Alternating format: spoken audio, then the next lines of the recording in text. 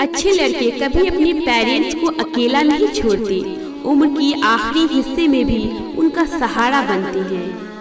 अच्छे लड़के अपनी खुशी के खातिर किसी की खुशी से नहीं खेलते।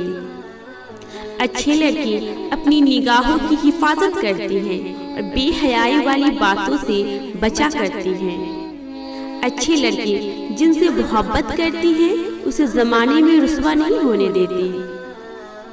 शराफत सिर्फ लफ्जों में ही नहीं, अच्छे लड़कों की निगाहों में भी होती है। रही बात रोने की, वो अच्छे लड़कों को भी आ ही जाता है, मगर वो किसी के सामने नहीं रोती। अच्छे लड़की मजबूत ही अच्छे लगती है। और मोहब्बत वो तो अच्छे लड़कों को भी हो जाती है, लेकिन जब पता चले वो नहीं मिल सकती तो वो झूठे वादे नहीं करती। अच्छे लड़की अपने वादों को पूरा करना जानती है। अच्छे लड़के अपने शरीके हयात से हुस्न सलूक से पेश आते हैं और ऐसे मर्द को अपनी बीवी की नज़र में आला मुकाम होता है।